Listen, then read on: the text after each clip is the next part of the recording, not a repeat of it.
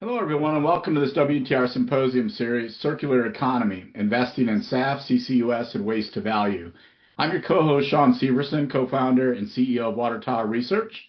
I'd like to introduce my WTR research analyst and co-host for the symposium, Peter Gastreich, Managing Director of Energy Transition and Sustainable Investing. Peter, welcome to the symposium. Thanks, Shawn. It's great to co-host another symposium with you. We've got a great lineup today. Absolutely. Today we're kicking off the first of a three-part symposium series exploring investment opportunities emerging from industrial decarbonization and the circular resource economy. Today's episode covers sustainable aviation fuel, or SAF, while subsequent episodes will cover carbon capture and sequestration and waste to value. But before we get started, Peter, could you share a little background on our symposium format today? Yeah, absolutely. So the goal of our symposium, pretty straightforward. We really want to spotlight some long-term investment themes that often don't get enough attention from traditional sell-side research. That's why we've brought in, top companies and their senior leaders to share quick, impactful elevator pitches for investors regarding the SAF market. So plus we'll dive into a couple hot button questions that are important to investors in SAF. But overall, Shawn, it's really just a punchy format that's designed to give investors a solid introduction and get them engaged right away. So for investors ready to dig their heels in further after the symposium, WTR publishes research content on all of the SAF producers you will hear from today. Our content at Water Tower Research is entirely open access and can be found on our website and on research aggregators like FactSet and Bloomberg. Finally, we'd love to hear what our listeners think about this symposium format. So please feel free to leave comments, or reach out directly to Shawn or myself. Great. Thanks for that overview, Peter. And starting, what can you tell us about the speakers for today? Well, to kick things off, we're very excited to have Ruela Menezes from Kline Company with us today. She's truly one of the top experts on sustainable aviation fuel. Before we ask her to introduce herself in a bit here, I want to mention that she joined us for a podcast back in December, which got fantastic feedback from investors. Honestly, for me, that was one of our best podcasts yet. So we're very thrilled to have her back again for this event today. So let's talk a little bit about the participating companies today. What can you tell us about them? Well, we've invited four leading SAF producers to join us today, Shawn, and a fifth will be with us for the next section in this symposium series. Each of these companies is focused on SAF, but they all bring something different to the table, whether it's their technology, their choice of feedstock, or overall strategy. One of them is already producing at scale, another is ramping up output and about to double its capacity, and the remaining two are moving closer to commercialization. So today we'll be hearing from each of them. First up, after Ruela, we'll have Ed Gillespie, who is the CEO of Abundia Global Impact Group. Next, we'll have Peter Gastreich, CEO of Comstock Incorporated, who will discuss their subsidiary, Bioleum Corp. Bruce Fleming, who is the CEO of Montana Renewables, which is an unrestricted subsidiary of Calumet. And Chris Cooper, who is the CEO of XCF Global. Of course, we would not hold the SAF Symposium without Gevo. But given the unique business model that company has integrated into CCUS, we've invited Gevo to lead off our second episode of this symposium, which is focused on CCUS. So please join us for that. Great, Peter. That sounds wonderful. So let's get things started with our first guest. We're very pleased to welcome Ruela Menezes, Director of Energy within the management consulting practice at Kline Company. Ruela, it's great to have you back with us for a WTR event. Thanks for joining. And to kick off the first question, and then I'll pass it over to Peter. So welcome. Thanks, Thank you. Ruela, before we start, could you just tell us a little bit about yourself and Kline Company? It's an introduction. Surely. So first of all, Shawn, thank you so much for inviting me to participate in this symposium. It's great to be here. To introduce myself, I'm Ruela Menezes. I'm a director at Kline Company, where I lead the new energy division at Kline. And I've been working in the sustainability space for close to last 9 years now, where I started in the chemical sector looking at bio-based and recycled plastics, and then gradually moving into the field of alternative fuels and the broader energy transition space. I've been with Kline close to 3 years now, and prior to that, I spent nearly a decade at Accenture. For those who may not be familiar with Kline, Kline is a global expert market intelligence and advisory firm supporting clients in the energy and chemical business for over 65 years. Thanks, Rilla. That's a great introduction. So, let's start with a high-level, macro overview. How would you characterize the supply and demand outlook for sustainable aviation fuel in 2030 and in the longer term? Thanks, Peter. I feel, this is a very interesting question because the question is very simple, but yet so complicated. In simple terms, if I had to answer your question, I'd characterize the 2030 outlook as demand-led and supply constrained, while the longer-term outlook as structurally bullish, but a highly pathway dependent. Now, if we look at the demand through 2030, demand will be much clearer because policy is no longer going to be, hypothetical. What I mean by this is that the industry has already been through a cycle, where they have understood what the EU and UK SAF mandates really mean. And the industry has already understood the implications and the future mandate needs. So from a demand perspective, I really feel that, we really understand what the market really needs today. However, supply is going to really be the weaker leg of the story. Today, if we look at SAF output, it's nearly close to 2 million tons in 2025 and represents roughly 0.7% of the airline total fuel consumption. So what this number really tells you is that we're starting at a really tiny base, and it's going to take a long time, until we reach the 2030 demand. Now, so if I look at my base case to 2030, demand will grow faster than credible supply, which means SAF remains a premium, compliance-driven market rather than a fully commoditized one. And in the near term, we are going to see a SAF or rather a HEFA, SAF-dependent pathway. Now, beyond 2030, I'd like to shift the characterization from a tight to a transformational market. Obviously, this is if policy and technology still holds true.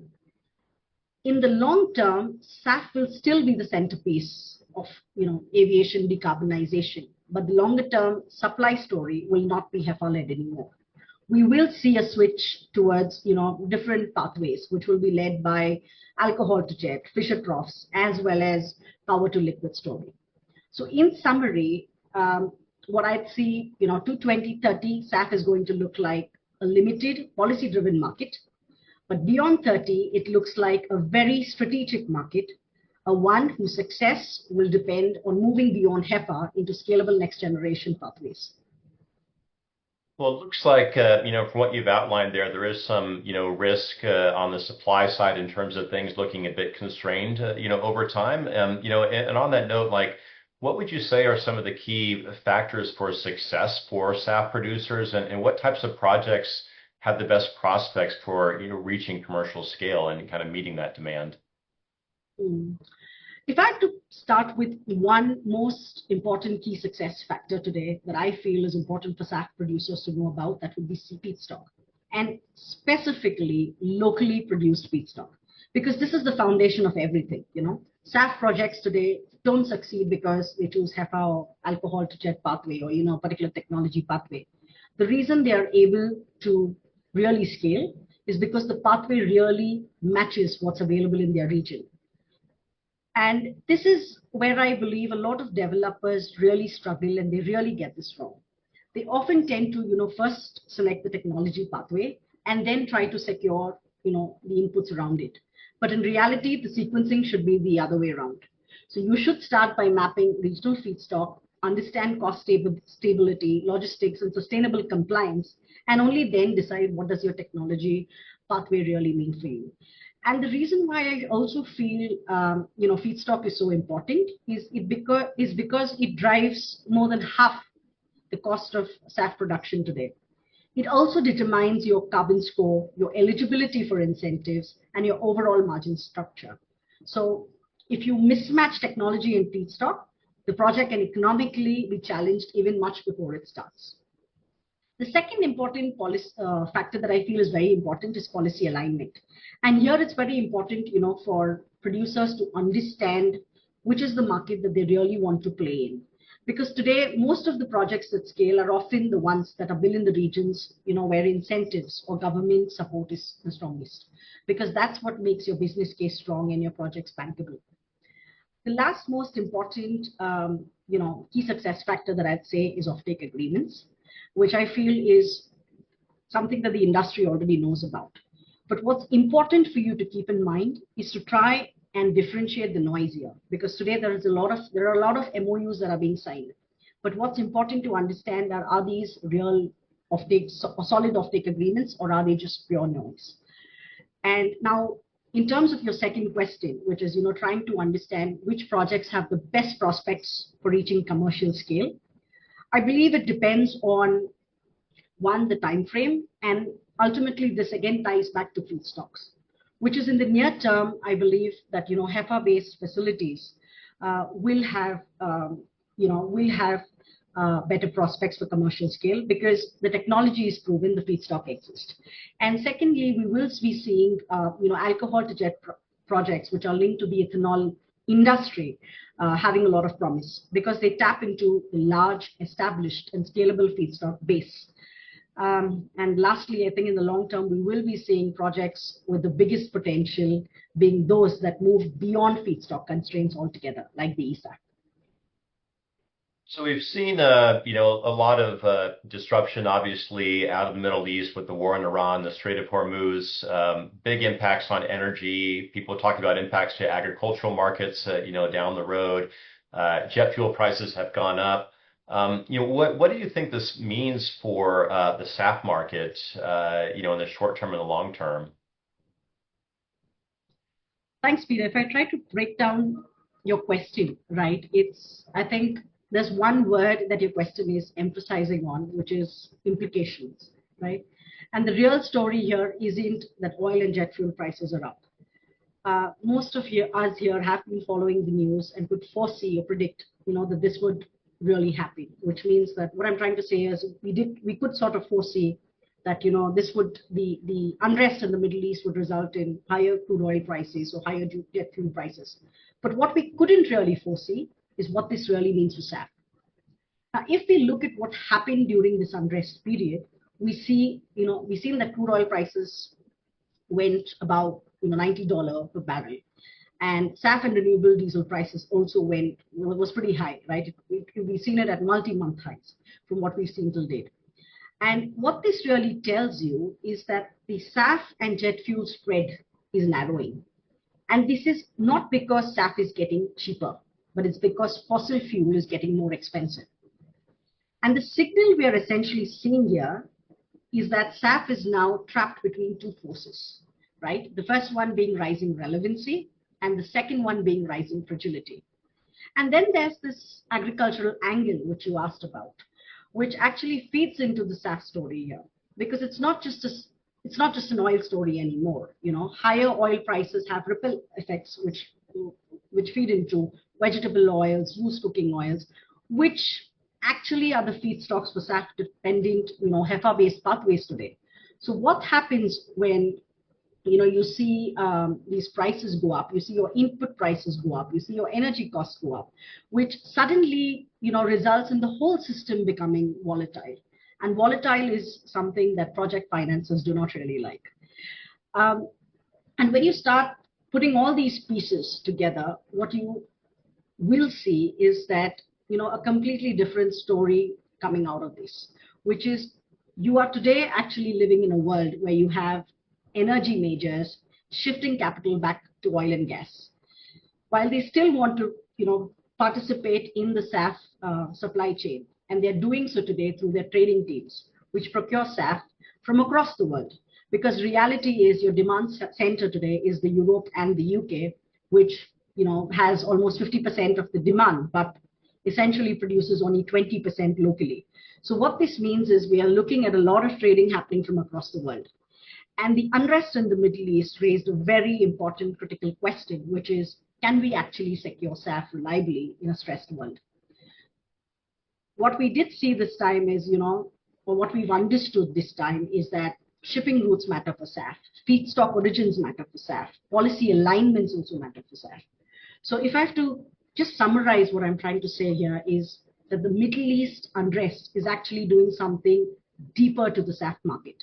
It's actually helping producers rethink what resilience looks like in an uncertain world, and how producers, airlines, and investors need to really create a resilient base model in the future. Okay, got it. Thank you very much. So there's been a lot of regulatory tailwinds recently, it appears, for SAF renewable fuels, and just like maybe get your thoughts on some of this. So for example, you have this year the Trump administration's record high RVO mandates, and that looks like it could be a significant boost for the biomass-based diesel production. But are there implications for the SAF markets in this? That's a great question, Peter, and I'm glad you covered this question because it's encouraging to see, some positive momentum in the industry this quarter. Now, coming back to your question, when we talk about higher RVO mandates, what this means is that we're talking about a clear win. And it's not just a clear win for the biomass-based diesel industry. It's also a clear win for SAF because SAF is now included within the D4 RIN category, right, which has significantly increased from 3.35 billion in 2025 to roughly 9.07 billion RINs by 2026. Now, what this high RVO mandate does, it sends a strong demand signal for SAF industry in the US, which will help the industry really scale up. So definitely there is a strong promise here. But while we look at the promise, it's also very important to understand the associated caveats that come along with it. So what are the caveats? So if you look at the SAF market today, right, it's predominantly HEFA driven, and it is competing with the exact same pool of feedstocks as renewable diesel and biodiesel. So today, unfortunately, the reality is, right, that renewable diesel is still the larger, more mature market with more stable and predictable policy support. So when RVOs increase and drive more demand for biomass-based diesel, what you're effectively doing is tightening that shared feedstock pool. So in practical terms, this would lead to higher feedstock prices, which would create margin pressure for SAF producers. But the good news is that refiners typically have operational flexibility. And what I mean by this is they have the option to choose which market is more attractive for them, right? Is it renewable diesel or is it SAF? And when the renewable diesel market starts getting more attractive, the reality is that refiners often tend to choose renewable diesel over SAF, simply because, the yields and economics here are much better. So it's very important for us as an industry to keep a watchful eye on, how this market is really shaping up. Is the SAF demand and price premium still in place? And what does this mean for the SAF industry in the US? Which slate is are refiners in the US really going to choose? Is it going to be SAF or is it going to be renewable diesel? And in short, I believe, this news is good news, and the SAF industry will scale. There will be a likelihood of higher feedstock prices. And we will also need to keep a watchful eye on, what does higher US obligations really do to the export market, either for renewable diesel as well as for SAF. Because if we are unable to export, what's going to happen is this is going to result in tightening of supply and lifting premiums in other regions, especially that of Europe. Okay, great. Well, thank you very much, Rilla. This is, SAF is certainly a very dynamic, very fast evolving space, and there's a lot for investors to stay on top of here. So, with that in mind, I think this has been super helpful, and we really appreciate you coming in today and hope we can have you back for a future event. Thank you, Peter. Thank you, Shawn. Okay, so listeners, please stay tuned. The next speaker is coming right up. So for our next guest, we're very pleased to welcome Ed Gillespie, Chief Executive Officer of Abundia Global Impact Group that trades on the NYSE, ticker AGIG. Ed, it's always great to catch up with you, and really appreciate you joining us today. Thanks, Shawn. So I'm going to kick it off with the first question, and then we'll pass it over to Peter for follow-up. But starting with investors who may be new to AGIG, can we start with a high level, let's call it the elevator pitch or overview, including the company background, mission, particularly your SAF pathways, and also importantly, what you think some of the key competitive advantages that AGIG has in the industry? Yeah, no problem. So AGIG was set up over 5 years ago, and it was set up to specifically pursue opportunities in the waste to value industry. So waste plastic, or waste biomass, right the way through two thermal processes called pyrolysis, and then an upgrading step at the end, which is really traditional oil and gas and refinery. Our history, so 5 years ago, we set out in this process. We started with the plastics. We identified what we believed to be the best in class pyrolysis partner in the form of Altera Energy. We took their fuel, we upgraded their fuel, and we made the full suite. So we made heavy waxes, renewable diesel, and of course SAF, which is the holy grail for the industry.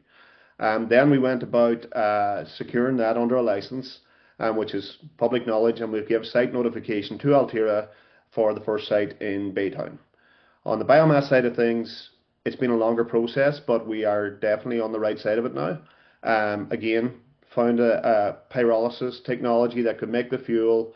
That fuel is, of course, got some things in there that you wouldn't expect, or that you should expect because it's coming from biomass, such as silicone and water and such. And now we believe we have found the upgrading partner that can take that fuel right the way through to sustainable aviation fuel. And again, fully commercial at scale, both operations, and ready to go effectively. That sort of a dual pathway platform is something very unique about the company, right? Yeah. So and the dual pathway platform, the two sources of feedstock, but also the fact that we're doing the upgrading. We're taking the fuel right the way through to the finished product. A lot of other technologies, they sell their pyrolysis oil to the refineries, but we believe that the value for the shareholders, and this is always about shareholder value and building something that can actually pay for itself, is in the final step, and then using the existing distribution network to get that out there. One of the things our speaker our keynote speaker at the start of this symposium talked about was the importance of access to feedstock, and I know that you have a unique aspect there where your feedstock is plastic and waste plastic. Maybe you could talk a little bit about your access there within the Houston Ship Channel area. Yeah, so first of all, we're really well located, right? We've got rail, barge, and of course, roadway access. But what we are finding is that the feedstock availability for plastics is obviously more challenging than biomass, right? Because there's a lot of wood mills out there and sawdust. But on the plastic side of things, because we're going to fuels, and in particular sustainable aviation fuel, we can draw from a very wide net. So we can draw from post-industrial, post-manufacturing, and post-consumer waste, which differentiates and opens up a much wider pool for us to draw from. And I suppose on the biomass side, that's something which has quite an abundance of feedstock. Yeah, so I mean, there's probably 10, 15 million tons of wood pellets shipped globally every year, and that's all generated, or majority generated, in the US. So the wood basket's already there, and even though they harvest every year for construction and for wood pellets, the wood basket still grows from between 4 to 6%.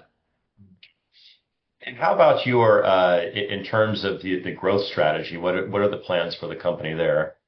Yeah, so we have secured the technology stack with regards to Altera, and recently announced the Halter Topsoe upgrading technology that we're going to use.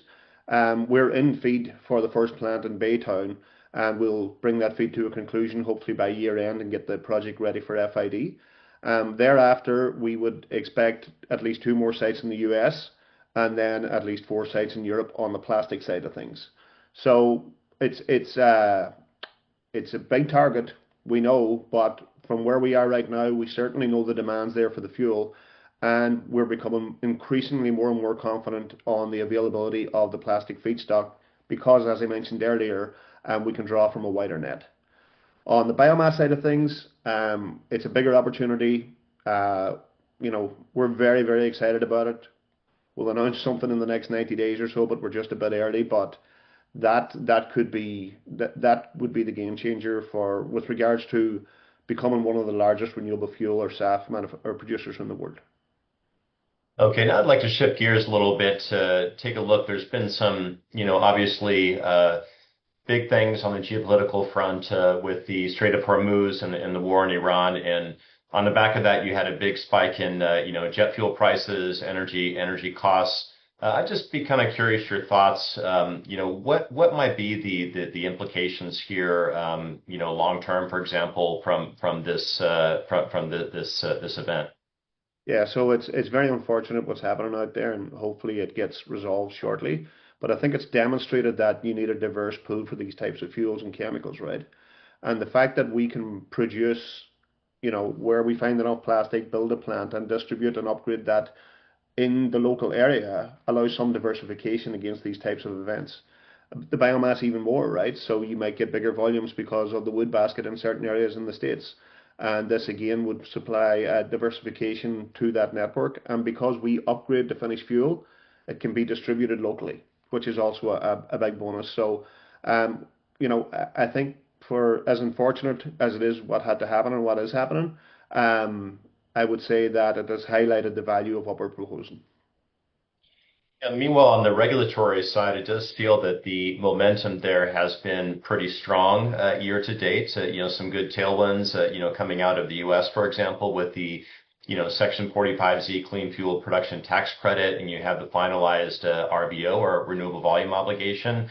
And we've talked about this before. I know for your business model, you're not depending on these credits, and that is a unique aspect for sure. But I'd just like to ask, what are your broad thoughts about this regulatory momentum, and what are the implications for the SAF industry?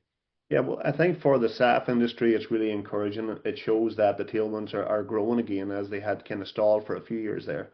But I think that from a project standpoint, from the company standpoint, from investor confidence and financiers' confidence when we go to build the plant, these things are all very encouraging, right? And bring confidence to it.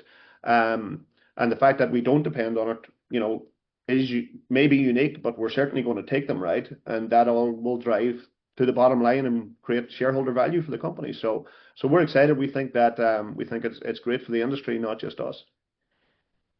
So looking forward, what would be some of the key signposts that investors should be looking out for with respect to AGIG or to SAF markets?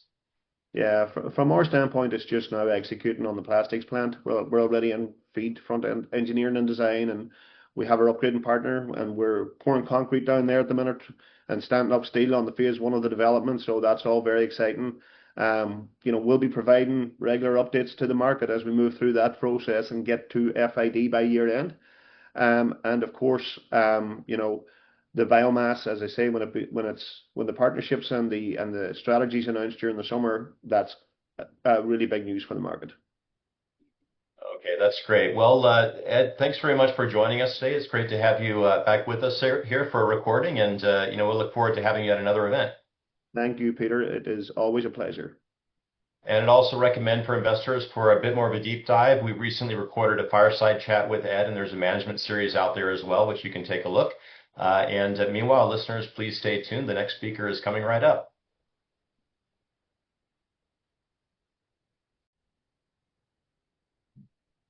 So next, we're pleased to welcome Corrado de Gasperis, who is the Chief Executive Officer of Comstock Inc. It trades on the NYSE under the ticker LODE.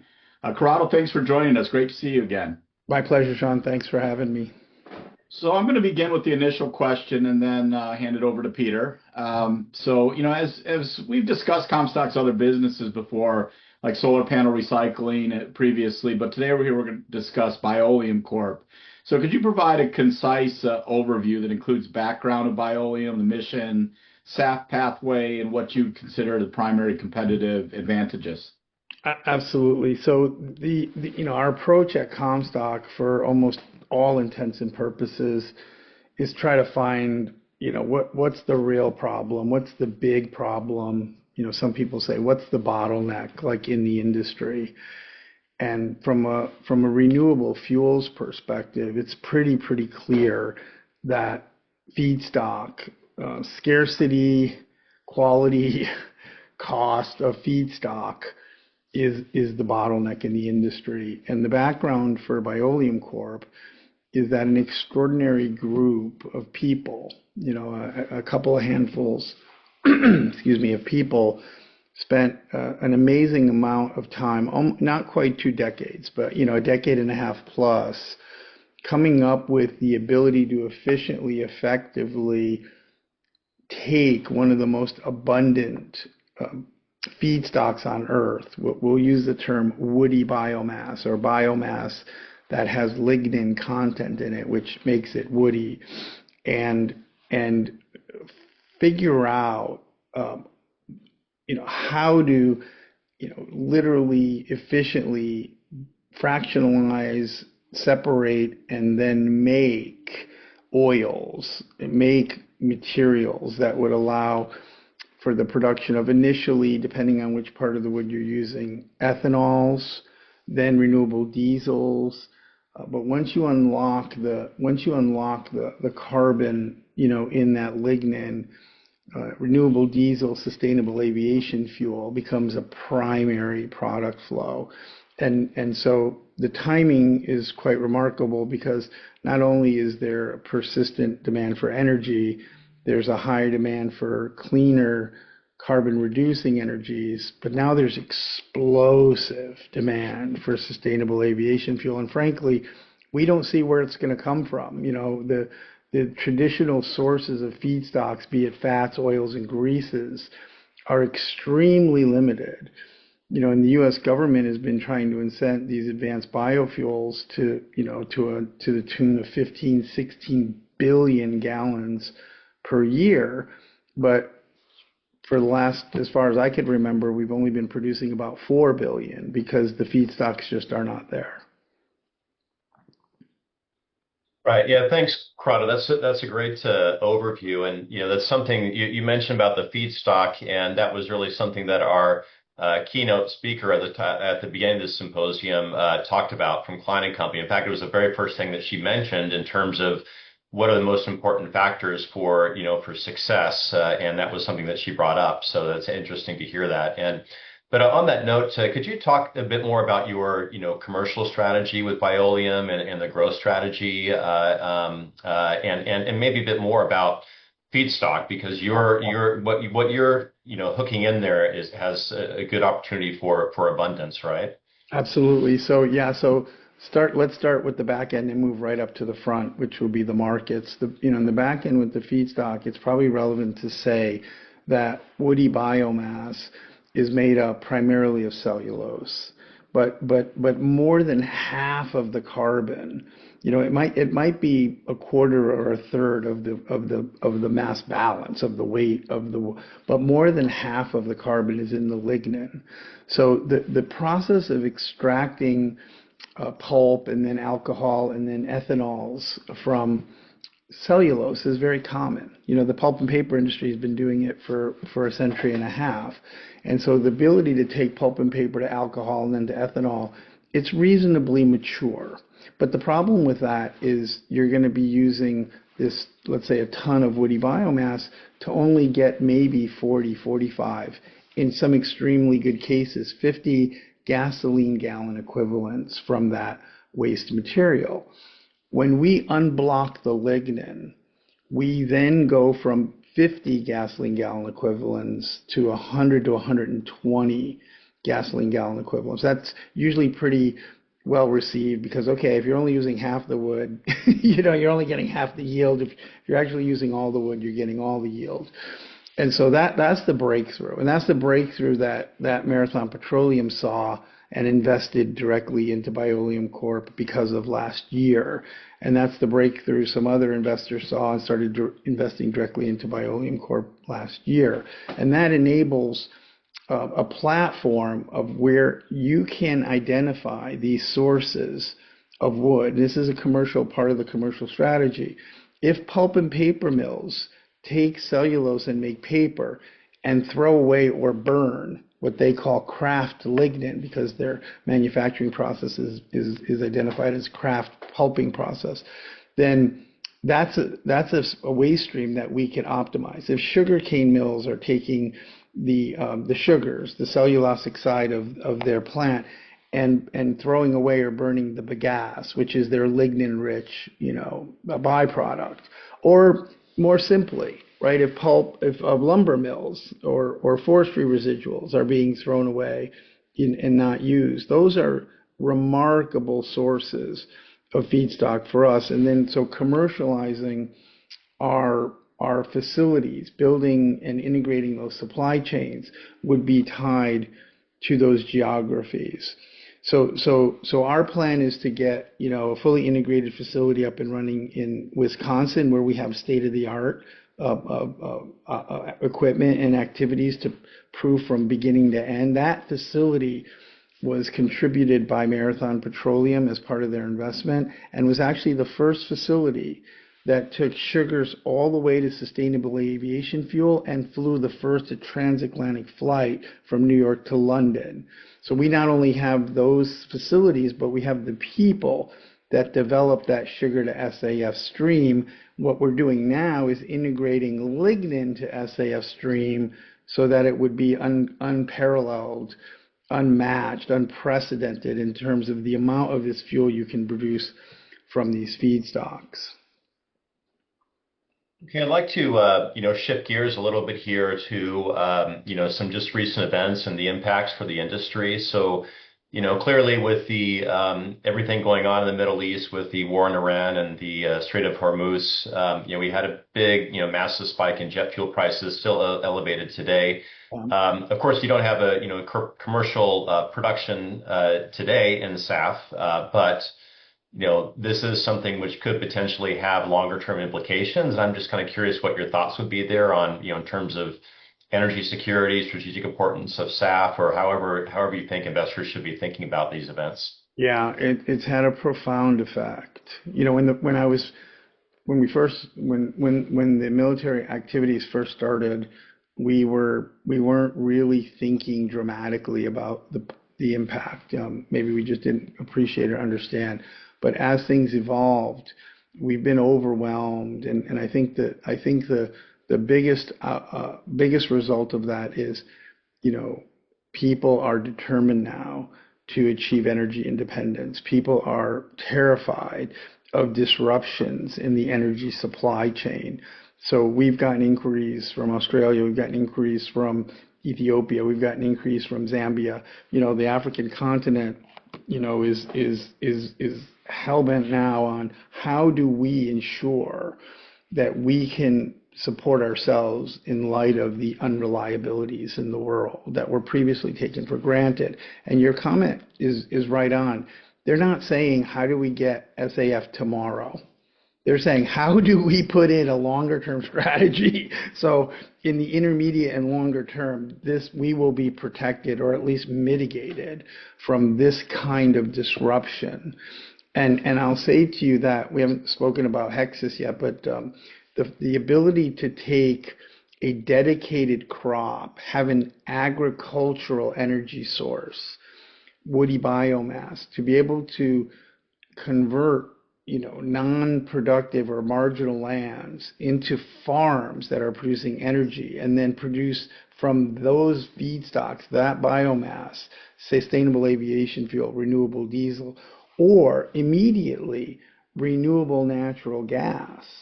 So you can start very, very quickly providing, liquid fuels for local, regional, and ultimately jurisdictional, independence, which we've had. It would be hard to exaggerate the amount of conversations we've had over the last 3 weeks, including 2 yesterday on a Sunday. So it's had an impact for sure. And meanwhile, there's been a lot of solid momentum on the regulatory front in the U.S. and elsewhere. For example, you've got the Section 45Z Clean Fuel Production Tax Credit, finalized RVO, or renewable volume obligations. So these are some good tailwinds that the industry really hasn't been used to. And I'm kind of curious, what would be the implication, for SAF markets in your company from what's been happening here? They're very positive. I think that, even when this new administration came in, there was a lot of anxiety, about how they were going to treat non-petroleum energy sources. We were very, very relieved when the Secretary of Energy, the Department of Energy came out and said, we're about energy, energy, energy. and of course petroleum, we need it. It's a fantasy to think we can live without it today, but also biofuels and nuclear and geothermal, and they clearly have some chips on their shoulders about solar and wind, but all those other energies, are being, and then the first few executive orders supporting biofuels, we were very happy about that. Now the 45Z and the recent expansions of the mandates and supports of the various fuels, be it even renewable natural gas to SAF, we receive very, very positively. And I think what you're seeing in the industry, is healthy in my opinion, right? There's been a lot of failures, there's been a lot of misstarts, and what you're seeing now is discipline. And investors for first and foremost, but even governments, they don't want to get behind something that is just a fantasy. Let's have some real science and some real engineering. And if you can show TRL 3, 4, 5, you don't have to be up and running. But if you show real science, hard science, feasible economics, those programs are getting supported. So I think it's a net positive, Peter, without a doubt. Great. And so focusing back on Bioleum Corp, like what would you say are the key signposts that investors should be focusing on for that asset of yours? Yeah, so I would say, and this might be a little different from what you thought I would say, but like when we acquired Hexas Biomass, which is a dedicated energy crop, two remarkable things happened. One is there is a significant amount of interest in the markets commercially to license or use that feedstock for non-Bioleum purposes, but for energy purposes. So in other words, we've got inquiries from Australia to build a farm that would then create biomethane that would go into powering data centers. We've got interest in the U.S. on similar fronts with the biomass to renewable natural gas. And then we're getting some very, very strong interest from, I would say, pulp and paper mills who, the whole notion of paper has been steadily declining industries, right? From Xerox to whoever, it's very bad. But the pulp and paper mills first went to rationalization, cost reduction, rationalization, and now they're saying, well, look, we've got these lignin streams, these waste lignin streams. Can this be a secondary product? Can this be byproduct revenue? Can this be additional revenue? The answer is yes. So we're seeing some opportunities to integrate on their platforms with our technology, taking that lignin to oil and oil to fuel. Our ultimate guidepost, though, is the commercialization of the fully integrated biorefinery, where Oklahoma has given us a tremendous amount of financial support, both in the terms of direct grants as well as allocating tax-free municipal bonds to build the first fully integrated, farm to fuel infrastructure, if you will. And they're gearing up to even give us more support if we're bringing Hexas farms. You're literally talking about places where you have marginal lands that can't grow food, which now have highly profitable energy crops that then feed highly profitable biorefinery. Let me say one critical thing about Hexas. It has the highest yield per acre of any energy crop. So if you're looking at soybeans that produce the equivalent of 2 barrels of oil per acre per year, or corn, which does 10 barrels of oil per acre per year, at the low end of our yield range, which is about 25, 30 tons an acre, that translates to 100 barrels of oil per acre per year. So now what do you have? You have the highest yielding, the lowest CI score, because this crop takes CO2 obviously from the air, from the atmosphere, and leaves 60% of it or more in the ground. You cut what's above ground, and now you're feeding your biorefinery with the lowest cost feedstock. And I want to emphasize that. Hexas has the highest yield, the lowest CI score, and the lowest cost, including when compared to waste streams. But then Bioleum can put their farm to fuel solution, their biorefinery, pretty much anywhere they want to. They don't have to say, hey, look at that lumber mill in Bemidji, Minnesota with 250,000 tons of waste every year and size something into that, or Louisiana near the sugarcane mills, or et cetera, right? We can do those things, and we will opportunistically do those things when it makes sense. But we can dictate not only the optimal scale, size, and system. We can not only do that, right, but it can be the most profitable, on both the agricultural economy and the energy economy, all in one location.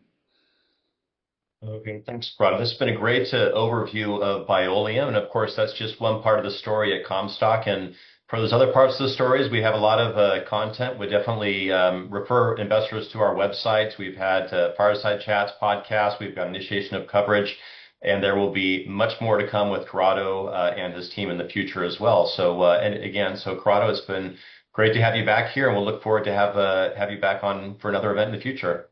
Thanks, Peter. My pleasure. Great, thank you. So, listeners, please stay tuned for our next speaker.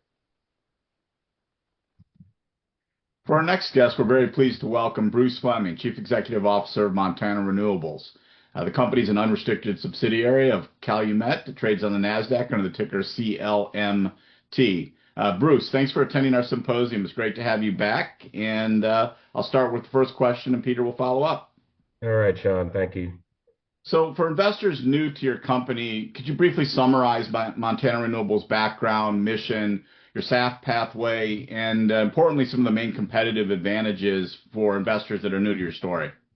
Hey, you bet. So the platform is in Montana, and that's the first head scratcher for some of the folks we talk to. But if you pull up a map of North America and you find out where the low carbon fuel standard markets are, they wrap around us.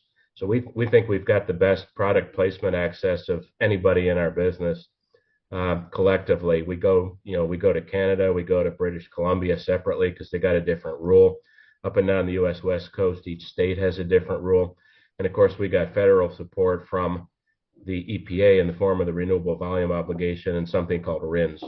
You roll all that together, and the magic is be a flexible distribution and placement operator, be a low cost operator, and you're pretty well set up in what is essentially refining space. There's a lot of transferable skills from petroleum refining, how it competes, and who's on the top quartile of the cost curve. And we've put a lot of material out on the website for those that are interested in further details. Okay, thanks very much, Bruce. That's a great overview. Could you tell us a bit about your commercial and growth strategy at Montana Renewables, and talk about things like your feedstock security and the certainty of your offtake? You bet. So look, this is a government regulated market at the end of the day. Renewables cost more, and so there's a lot of policies, regulations, procedures, tax incentives all around the world. And this is not about CO2. There are a lot of reasons to be in a business like this. Domestic energy security is getting a fresh look, and we've got balance of trade issues. I mean, the U.S. is up to about 15% of petroleum products replaced by renewable products. That's a whole lot of foreign crude that we're not importing. What's that worth? There are emissions benefits to renewables, and I don't mean CO2. I mean things like sulfur, which we don't have any in our product, particulates. Renewable diesel doesn't make the kind of particulate emissions that fossils make. And, we've got a lot of union jobs in transportation, logistics, storage, production. And at the end of the day, what this really is a large investment in the U.S. agricultural space. And we've always called it that. We talk about it that way. So you come back and you say, right, there's a strategic alignment of a lot of national interests, a lot of local, a lot of sector interests like the ag sector and the transportation fuel sector. So you take all that, and I see this whole global push for renewables continuing. CO2 maybe not so much, but we weren't here to do that part. So then the second part of your question was, what about the go-to-market against that backdrop? For us, our off-takers are blue chip transportation fuel companies. They have the obligations that I just mentioned towards low carbon fuel standard, towards the renewable volume obligation or RINs, and they lift our product at the plant gate and they take it wherever they want to take it. They distribute it through their systems. So both of us benefit through the operational synergies and the optimization potential. And so then, our pivot, we've been walking this slowly. We've been doing a sequential modular approach to launching the business and expanding it. And that's worked out pretty well. We commissioned in 2022 and we've had product in the market since then. We expanded in 2023. Then we added sustainable aviation fuel sales. That's a premium product for us. We are presently, as we sit here, we're finishing up a turnaround and a constraint removal investment. It's going to take sustainable aviation fuel to about something in the 50% range of our total output. That's a pretty good step out, and we've pre-contracted that. So there's a lot going on here, but at the end of the day, we're very cautiously moving this forward a step at a time, and so far we're winning.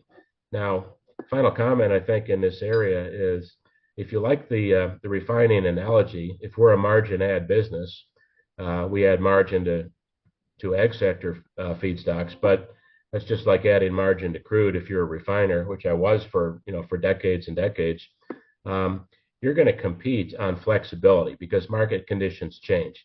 Market conditions are volatile. What's preferred, seasonally, or what's preferred month over month can move around. So we've invested in an enormous amount of flexibility, and we think that's paying us now. So with the conflict in the Middle East, obviously that resulted in a big spike in jet fuel prices, and maybe some implications for the competitiveness and strategic importance of domestically produced SAF, when compared to conventional jet fuel. I'm kind of curious what your thoughts would be about, what are the ultimate implications, for the SAF market and for your company for what's been happening there. Yeah, no, it's a great reminder.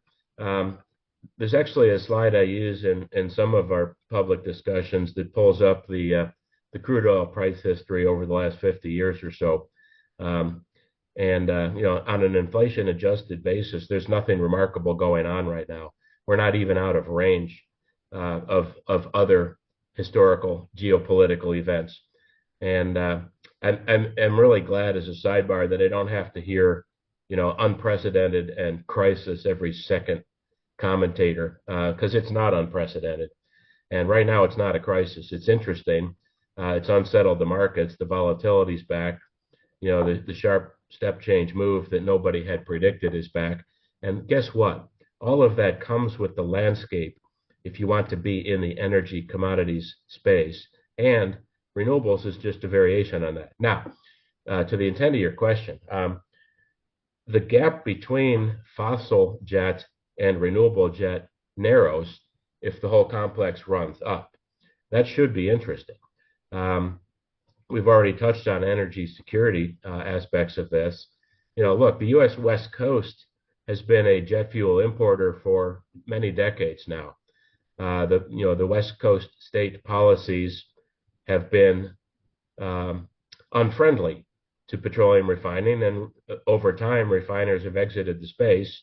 You rely on imports over a very, very long sea route. What could possibly go wrong? And, we're finding the answer to that question right now in California. So where's the jet fuel possibly going to come from instead? Well, it's going to come from the land side if it doesn't come off the water. And here we are. Los Angeles was the first market for us for the renewable jet. We've had it all over the place. We've talked about flexibility a second ago. We've put renewable jet into Minnesota, at Minneapolis, St. Paul. We put it into O'Hare, Vancouver, Seattle.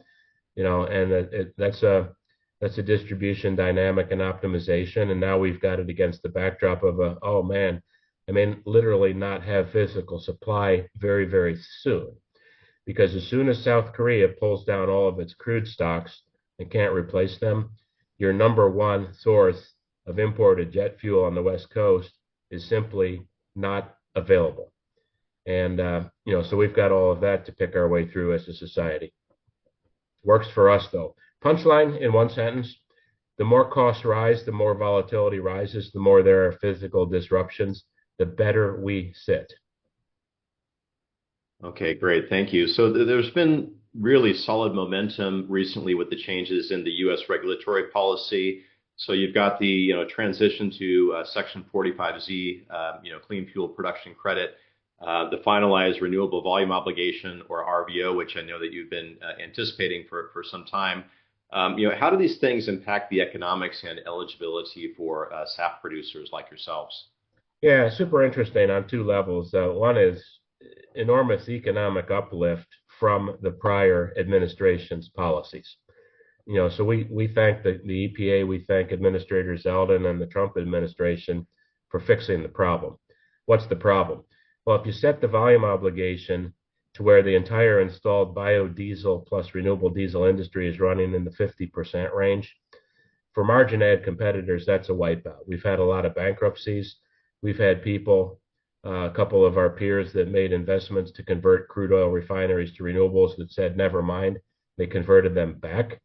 If you want to support the ag sector, put that back at a healthy historical utilization of 80+%, and the current rule just did that. Utilization is everything in margin ad industries, and it's been restored to a healthy level. Market is recognizing that. The kind of margins we look at, and we publish this, and a lot of people have adopted this way of thinking about it. Margin over some reference. It's like saying WTI crack spread to a refiner. A lot of us talk about soybean crack spread or margin index, and it's back at an historical level right now. So that's very healthy. The flip side of that, and the PTC, which is part of that collective support, very good policy that was done on the North American basis. And so the access to feedstocks that are North American is important. The less you interfere with discrete feedstocks, the less you put your thumb on the scale of, well, this one grew here and that one grew there, and I'm only going to let one of the two in. All that happens is the ag guys rearrange everything, and that raises collective costs through inefficient transportation, through balkanization of feedstock markets. That's not good for anybody. So the PTC policy is a good one to stay on a North American basis, and one of our opportunities specifically is Canadian canola. Most of the canola grows in Canada, not the U.S., but why would you put up an artificial barrier to ag commodities? So it's good policy. PTC is something we sell. We're not a taxpayer yet. We've got a lot of depreciation and initial NOLs that we're still carrying forward. So that's a cash input for us, and we've got a pretty good regular way sort of quarterly sales going on there. So I think maybe I'll let you redirect that if you wanted to get even further into the painful details of the 45Z, but we like it. We're a fan. Okay, that's great, Bruce. Well, this has been a fantastic overview of the company, and appreciate your insights on some of these key sector implications for some of these events so far this year, regulatory and geopolitically. But maybe just to leave investors for this, if we're looking forward, over the next 12 months or further, what are the key signposts that investors should be focused on at Montana Renewables and also in the SAF market? Great question. So we have put a lot more transparency. Calumet is the we now. Calumet has put a lot more transparency around Montana Renewables than our peers do, and generally than I'm used to. And the reason is, we very much want the potential Calumet investor base to see through to the private joint venture that we're an 87% owner of. That's gonna consolidate right through, and I think that's working. It's probably arguably half of our total enterprise value if you look through to a sum of the parts or any other kind of a lens, and so that's important. The way we talk about the business includes the fact that the parent company is a serial entrepreneur, the fact that we think a strategic partner is in our future, the fact that we think the controllable mark that we could put on that business would be something like an IPO. We've touched on all of that in the past. Now that the market is being reflated to historical norms by current policy, we're going to pick that conversation up again. So I think one of the things investors should look at is, first, at the tactical level, are we the low-cost provider that we've argued for? And in a chaotic external market where energy prices, all kinds of energy prices are running up, that advantage is going to be more visible. So now, if you want to come into the space, come in on the back of a strong player, and you'll be able to see that. Second thing is the premium product, SAF, sustainable aviation fuel. We're going to make more of it. We've had that pre-sold. We've talked about that a lot. Watch that as a signal. So we're gonna be walking the SAF yields and sales up. You'll be able to see that come through the financials. That'll take us into how much proof does the market want before they let us put the ticker SAF on top of Montana Renewables and spin it out. Okay, thanks very much, Bruce, for joining us today. We'll need to wrap it up there, but this has been great. We'll definitely look forward to having you with us again in the future for another event. Shawn, Peter, appreciate this opportunity. Thank you. Great. And for our listeners, please stay tuned for our next speaker. Thank you.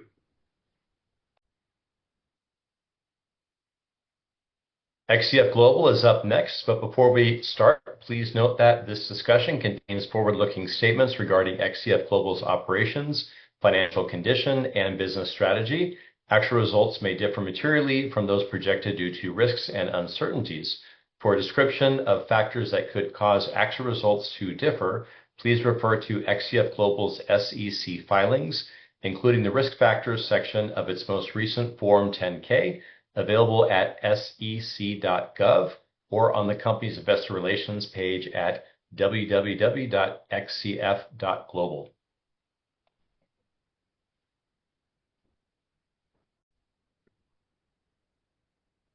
So it's our pleasure to introduce next Chris Cooper, Chief Executive Officer of XCF Global. Chris, great to see you again. We appreciate you joining us today. It's great to have you here. I'll start off with the first question before passing things over to Peter, but welcome, Chris. Yeah, thank you, Shawn. Appreciate the invite. So for investors who may be new to SAFX, could you provide a brief overview covering its background, mission, the SAF pathway, and some of the main competitive advantages? Excellent. No, great question. I love to tell people the secret behind our name. SAFX actually means is very important to us as a transition that we're under, and what we're putting together is something very critical to our business. XCF Global has something hidden in its name, and that is we're X carbon footprint. So we're focusing expressly on our ability to help our customers reduce their carbon emissions. So in our production facility, which we have in Reno, Nevada, what we have is a fit-for-purpose refinery that is a U.S.-based refinery using U.S.-based wastes and residues as feedstock for production of sustainable aviation fuel. We previously were producing renewable diesel, but what we believe is will make a greater impact in the most hard-to-abate sector, which is aviation.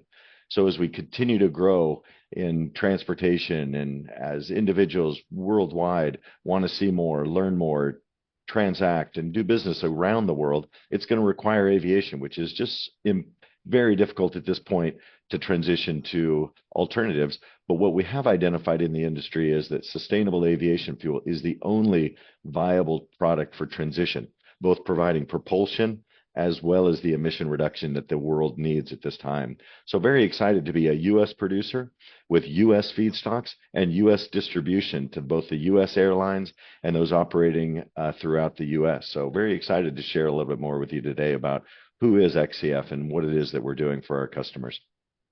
Great. Thanks, Chris. That was a great overview. Could you talk a little bit more about your commercial strategy, including, feedstock security and your offtake agreements, and also touch on your growth plans? Absolutely. What we've been doing at XCF is focusing on our efficient deployment of capital. So what we're doing is working within a very tight parameter of production. So we own a facility, but we own relationships. And what we believe is you can bring the entirety of the village to play. bringing them all to the table so that we can work through solutions. So we're working specifically with offtake that might be a little nuanced from what your customers are familiar with in this space. We're not just focusing on the end game of distribution through both airlines and distributors, but we're focusing on the feedstock acquisition. So what we actually operate is as a tolling partner, and we have BGN, which we recently announced, which is one of the world's largest LPG trading companies, very faceted in both logistics, operation, and diversity. But they have access to the feedstocks and the diversity of pool of feedstocks, which will allow us to grow and continue to grow. So we've partnered with them so that they produce 100% of the feedstock. We produce the sustainable aviation fuel at our facility, and then they take 100% of the offtake, and we exchange in the opportunity of a branded distribution model that we can then reach customers. So we're working together to then place that product throughout the market together with a logistics partner. So what we do at XCF is focus expressly on our ability both to efficiently produce, but then effectively reduce our emissions in production. So we've done all kinds of really cool things like utilizing our waste gases in the production process to run what is a production tool called an SMR, and that actually produces hydrogen that we can then reuse into the refinery. Or we've actually harnessed the steam to then run a generator that produces electricity. So what XCF gets to do is focus expressly on reducing our carbon footprint in the production and distribution of sustainable aviation fuel.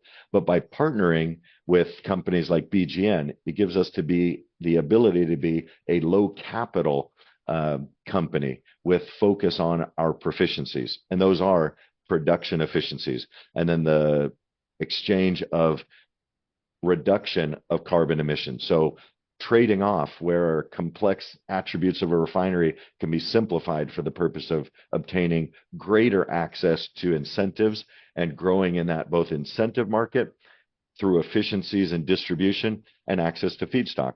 Now, feedstocks continue to develop, and what we've been utilizing primarily at our Reno facility is what we call distiller's corn oil. And so that's a waste and residue that's kind of a throwaway as a result of the ethanol production business. And so one aspect of it produces this oil. It's a very clean oil that we're able to then utilize through our refinery and at a very cost-effective manner, both realize the greatest value in the incentive pool, because this is what they would call a distressed feedstock as a waste and residue. But we're also then able to access this product so the product runs through the refinery efficiently, and then we're able to convert that product at a very high ratio of up into the 90th percentile of conversion. So it's a pretty exciting proposition in using this feedstock. But other feedstocks continue to be developed, other novel vegetable oils, other wastes and residues. And as we continue to grow, we'll continue to amplify our ability to get the hard, more difficult, ugly feedstocks to come through our refinery so that we can yield the greatest value for our shareholders. And how about your growth plans at the company? Well, it's exciting because what we have in play is an opportunity of constant growth. So whether it's green or brown, we're looking for facilities. We're looking for opportunities. One of the acquisitions I've described to the market recently, we merged with Southern Energy Renewables, which is a e-methanol production technology that gives us the ability to produce jet fuel. So we can actually produce from woody biomass or the wastes and residues as a result to the timber industry, et cetera, to actually convert to a feedstock. And we're able to now leverage that feedstock for production of both methanol or e-methanol, which is a transitionary product for the shipping business. As we're aware of the IMO, as it's coming about in its development, we'll be depending on those products. We also have the ability to convert that e-methanol to jet fuel, and that will further expand our ability to reach into what we call third generation SAF production. So it's stepping into the future. What I'd like to say is we're focusing on future shareholder return, so that what we're doing is creating a pipeline of projects and opportunities to continue to grow as the industry both changes, as demand increase, and as the policy drives to further change and transition in this market. So we see the length that that produces for us. We also acquired DevStream, which gives us a vertical capability in monetization of our attributes. So those attributes are identified by three typical buckets, but both federal and state level, and some of them are tax incentives. What we're able to do with DevStream is actually monetize those into the market so that those individuals, both corporations or individuals who wish to reduce their personal carbon intensity, or a corporation who has a scientific-based target, we can actually help them by only buying attributes rather than physical products. And DevStream gives us the vehicle to do that through the ability to tokenize and create the attribute certification process. We're actually able to certify that our 45Z credit, which is a monetizable tax incentive, we can resell into the marketplace in a true, transparent manner so that they can then be utilized for those companies who need the ability to leverage tax incentives. So beyond and further. So again, many more to come that I look forward to sharing with the market as we continue to grow, but we'll be focusing explicitly on the ability to vertically integrate, but also the ability to continue to expand in finding both greenfield sites for production. We have several projects in Australia we've told the market about where that's been expedited as a result of quite the recent geopolitical situations. But what we're finding is that we can continue to grow because our footprint or our refinery size fits the market. It's today volume for today demand. And then we have the beautiful ability to then simply add on to the refinery, such as what we are telling the market we're doing in Reno. We've already cleared the ground, leveled for future construction or the furthering of construction of our facility by the end of this year. We'll be continuing the production of additional capacity in Reno. And so that's the real secret to the success. We'll be able to continue to grow at our own facilities by adding the complexity of additionality of facility, but leveraging that existing components that help us create those economies of scale, but then also finding other locations and other places around the country that we can continue to grow as we expand and produce this pretty amazing product for the market. I'd like to shift gears a little bit here. There's been some, what looked like, excuse me, regulatory tailwinds, so far this year. We'd just like to get your thoughts on that. So, how would you say the recent changes in the U.S., like the move to Section 45Z, clean fuel production tax credit, and the finalized renewable volume obligation, how are these kind of shaping the economics and the eligibility for SAF? Mm-hmm. Well, SAF and renewables is very important that we realize it's not only combating what many may call an existential threat, right, the environment, but it's also important that we realize the economy and the economic impact of these. Sometimes when they run independently, they create havoc and they create difficulties for transition and adoption. What we believe that the new 45Z produces is the ability that we formally paid oil companies and ethanol producers to blend their product, which meant ethanol could come from Brazil or anywhere in the world, and then we paid up to $1 a gallon for it to be blended into the gasoline pool. That missed a great opportunity, and that was to directly incentivize companies of all sizes in America to produce with American feedstock, American production for the American market. So the incentives and the mandate, which is the renewable fuel standard, is able to direct those funds directly to participants within our market, within the borders of the United States. We're now successfully receiving these incentives as a U.S. producer, not as a foreign producer distributing products within the U.S., but actually as a U.S. producer. So it focused specifically on creating what we would call a producer's tax credit. So rather than blender, it now is producer, and it gives the ability for a XCF as a U.S. producer to benefit directly from these tax incentives that help the American transition occur, so that we're actually using taxpayer money to see our way through an American transition to American energy security, which is, again, our objective at the end of the day. So with the ongoing unrest in the Middle East recently and implications for the Strait of Hormuz, obviously we've seen a big spike up in jet fuel prices. How does this kind of affect the competitiveness and strategic value of domestic SAF compared to traditional jet fuel? In other words, are we looking at even if things do sort of get resolved and the strait opens up again, do we still have kind of structural implications here for energy security and so forth from what's been happening in the Middle East?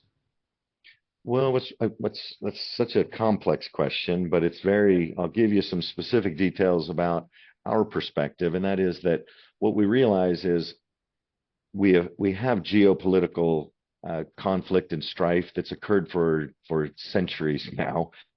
But recently within the energy pool, we've always had these players that would move the market.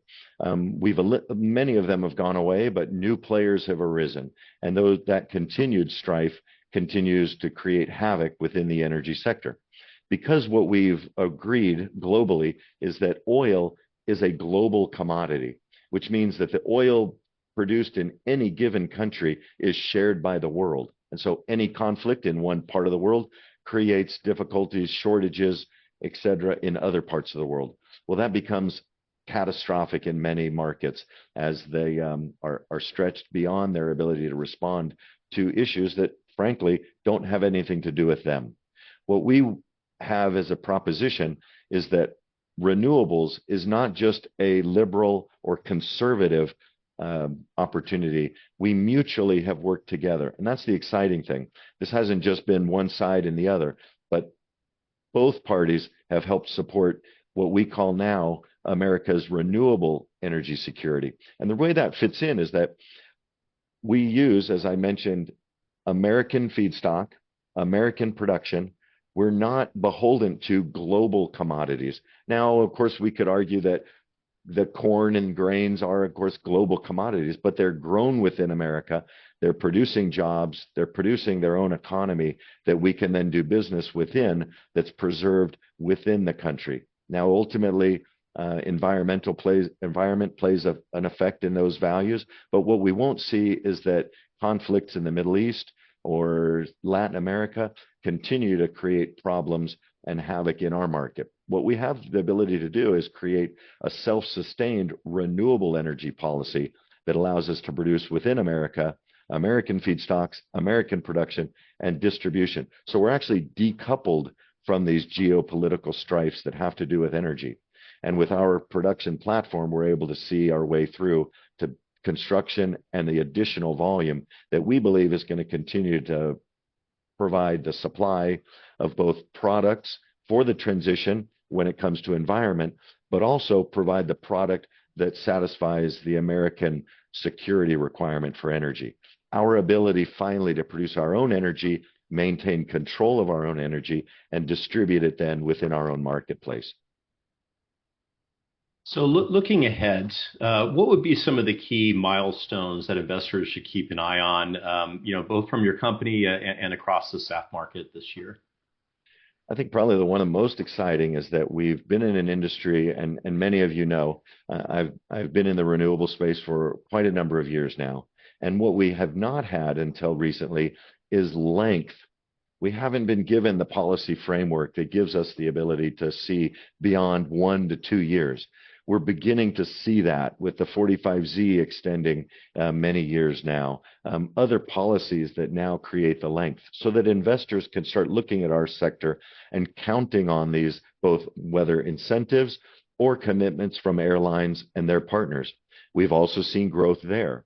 So what's very exciting is we've produced new avenues, or what I would call vehicles, so that participants, not only airlines, can receive value from the sustainable aviation we produce. What we call that is a form of book and claim, so that we can decouple the attributes of renewable products and propulsion. So an airline maintains the propulsion device, jet fuel, and then the attributes from our SAF can then be accessed by corporations. And so those two have created length to our business and given us the ability for an investor to see it more succinctly. We have length in policy, and then we have the ability to decouple the product. So we're actually able to bring more participants to participate in this transition. And so not just airlines who are purchasing, consuming, and our product, but the corporations that can gain access to the attributes or the environmental attributes that, in fact, lower their carbon footprint as they operate in this sector. So I think those are two of the key items that stand out to me today. But I think that's really the big transition, is that this is no longer simply a liberal or conservative perspective. This is all of our perspective, that we have success in the length that's been created. So I hope to see this year that we'll have continuation of that growth and security for long-term investment, long-term reinforcement by government participation and policy, and long-term commitment by the customers and facilitators. I refer to them separately because an airline is very much a facilitator of bringing our product to market. And then that helps us access the corporations that are very eager to acquire the environmental attributes and benefits that that provides. Okay, well, thanks so much, Chris. We appreciate you coming in, sharing your insights today, and we'll look forward to having you back for future events. Yeah, thank you, Peter, and I appreciate your team and all the great work you do. Thank you very much. So Chris is our final speaker for the day. So Shawn, I'll pass it back to you to wrap up part one of our symposium. Great, thanks, Peter. And as Peter mentioned, that'll wrap up part one of the WTR Symposium Series, Circular Economy, Investing in SAF, CCUS, and Waste to Value. Thank you to all of our great guests and for participating today, and to all of our listeners.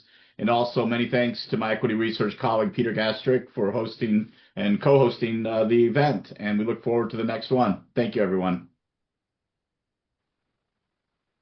So thank you for listening, everyone, and don't forget to subscribe as well, and visit www.watertowerresearch.com, where you can access all of our research and events, and also read Peter's latest research on the SAF sector, as well as access countless other small cap equity research reports, podcasts, fireside chats, and conference schedules from Water Tower Research.